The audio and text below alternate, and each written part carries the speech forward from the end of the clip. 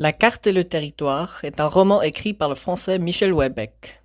Ce livre lui a valu le prix Goncourt en 2010 et devient un phénomène de la littérature française de son époque.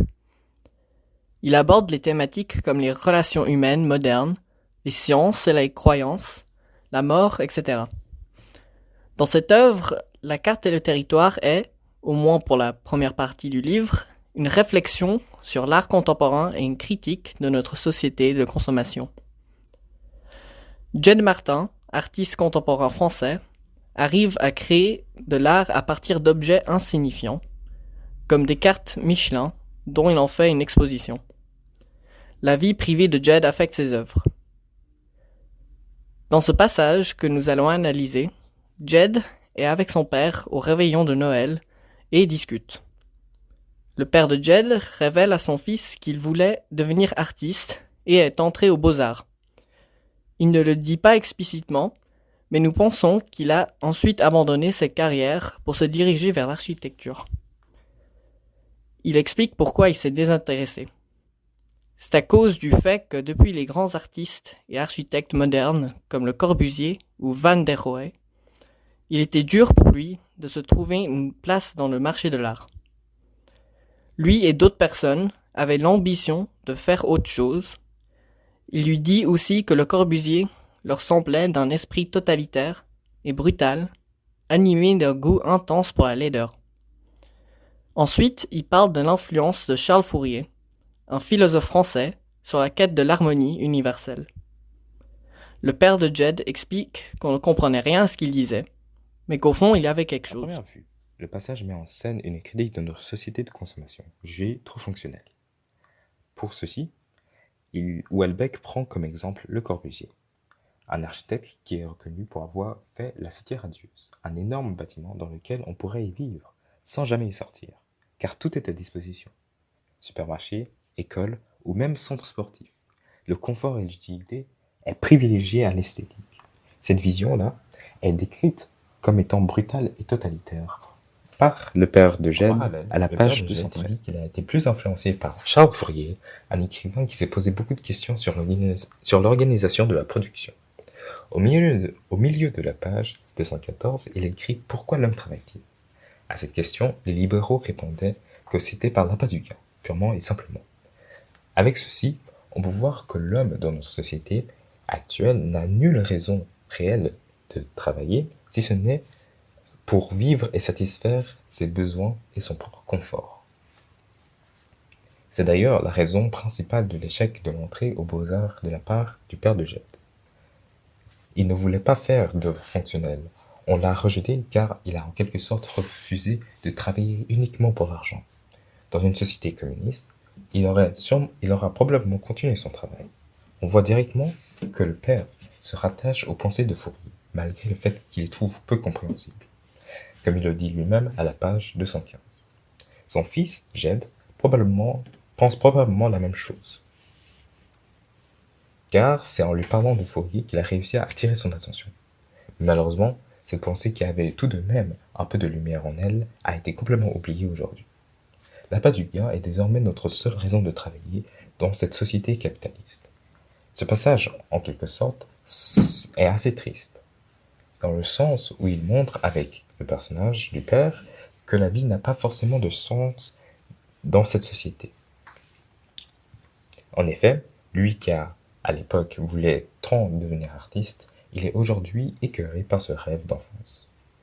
La seule lumière d'espoir qu'il voit est en son fils, qui lui ressemble sur plusieurs points. Donc, le passage à première vue nous questionne sur notre place dans la société capitaliste, qui base tout sur le confort et l'argent. Cet aspect-là est présenté plutôt négativement, comme une critique de notre consommation. Toutefois, ce passage ne montre pas qu'une simple critique de la société de consommation. En effet, Houellebecq en vient même à présenter un désenchantement total du monde. Donc, premièrement, on peut voir, comme on l'a dit plus tôt justement, cette désillusion avec la société de consommation, mais on peut encore creuser plus loin et rattacher cette idée directement à un désenchantement de notre nature humaine. Donc je m'explique.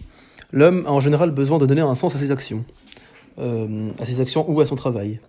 C'est ce qui donnera par la suite la volonté d'aller toujours plus loin et qui fera aussi qu'il sera passionné par ce qu'il fait. Or, cet aspect a peu à peu disparu dans notre monde actuel, car tout est rattaché à des biens matériels tels que l'argent ou le confort.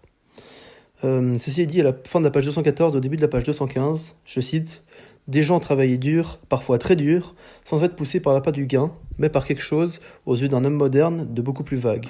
L'amour de Dieu dans le cas des moines, ou simplement l'honneur de sa fonction. » On peut voir avec ceci qu'auparavant, les gens travaillaient pour des choses plus nobles que l'argent, ce qui a disparu avec l'arrivée du capitalisme. Désenchantement présent dans ce passage, il y a également l'art. Donc l'art est également touché par cette désillusion, avec les nouvelles idées du père et de ses collègues qui voulaient créer quelque chose de nouveau, en dehors de la norme et du fonctionnalisme. De plus, le père dit au début du passage, avec acrimonie, qu'il voulait devenir un artiste, mais qu'il n'y est pas parvenu, à cause de son mépris face à la demande de la fonction. L'art est aujourd'hui devenu un produit de consommation, est devenu plus un produit de consommation que de l'esthétique ou de la beauté qui suscite des émotions. On voit cela justement, le meilleur exemple c'est le Corbusier, le gros bâtiment qui est pas très beau, mais qui est très fonctionnel.